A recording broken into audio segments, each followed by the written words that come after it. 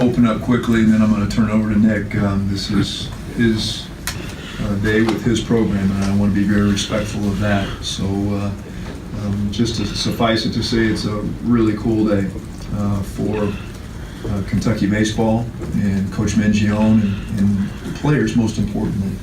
We talk about that all the time in terms of the things that we want to do for our young people, and we want to give them the best chance to have resources to meet the expectations they have to fulfill the things that they do in the Southeastern Conference. And for so many years, we've been desiring to do some things to help our baseball program. I mentioned this at the Board of Trustees meeting last Friday. We've changed presidents since I've been here, and the master plan of the university in that change 2 or 3 times has changed since I've been here. So as it has done that, we've always had a hard time finding a way to find the right niche for the plans for our baseball program. And as I told our baseball alumni last weekend, sometimes you want good, sometimes you want better, and if you wait long enough, you get best. And patience and waiting, I think we've got the best solution that we could possibly find in a location of, as time has turned out, we've created a little bit of an athletic village.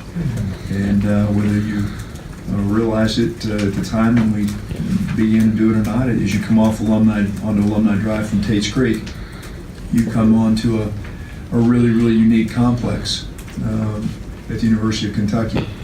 Combination of being able to free up the inner part of the campus for the residence life that's going on now at the university, 8,000 new beds, the transformation of the inner part of the campus, which was so important to President Capilouto, and it's been magnificent to watch it transform residence life on this campus.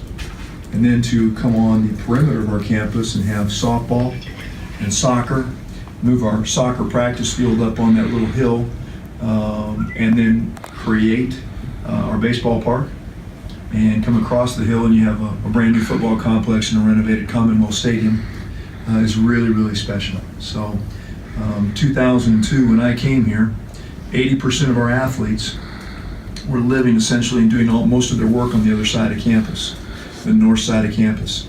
Fast forward 15 years, and almost all of what we do, probably 75-80% of all our student athletes are doing all of their work on this side of campus, whether that is their training, whether that is their competition, to a large degree where they live. And so we're having to sort of retrofit what we're doing on a daily basis as it relates to how we take care of our students. So it's an exciting time. We can walk through the details of the project, but I'm most excited to sit up here with Nick and to be able to finally put a ribbon around our plans, get the approvals. We'll go to construction documents to the bid process very quickly, and we'll hopefully have those signed relatively quickly and break ground probably early mid-February, somewhere in that range. And it is about an 18-month build. Fall of 2018 will be up and running, and so we're excited and be able to watch the progress of the construction as we go. So pretty cool stuff. But let me turn it over to Nick and let him share some comments with you, and we'll open up for some questions. Okay, Nick?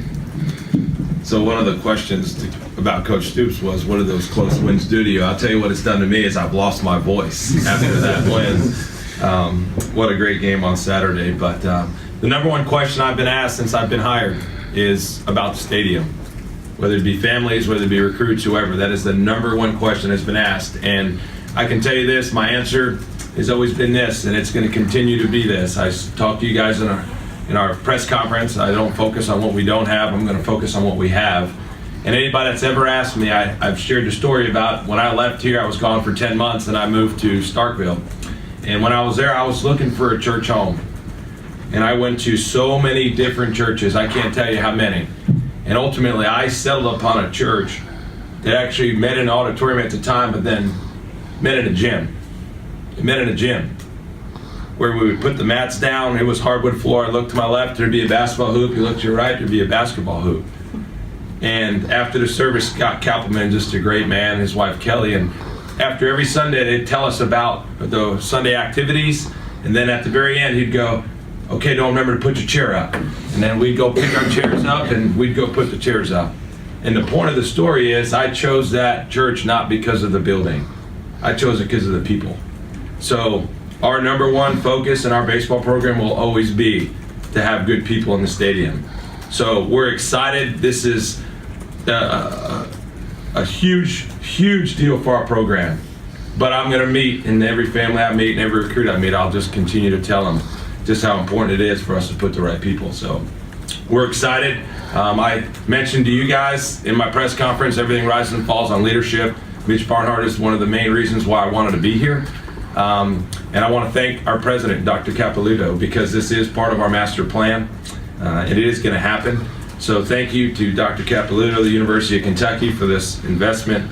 I want to thank Kevin Saul, who's just put in, I cannot tell you how many hours. He's a man that does not give away days since I've been hired. I think I've been up in the office, if I'm not recruiting or what, I think I've been here every day but 3 days, counting the days that I was out recruiting. But Kevin Saul does not give away days. And to him and the rest of the staff, to all the former coaches and players, and the staff, this is a huge, huge day for our program, and they're in large part responsible for this too. The two words that I think about when I think about this stadium are commitment and investment. What a huge commitment.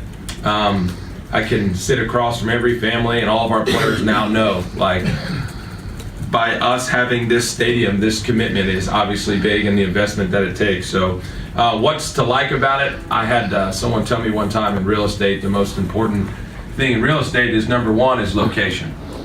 And then the second most important thing is location. And then the third is location.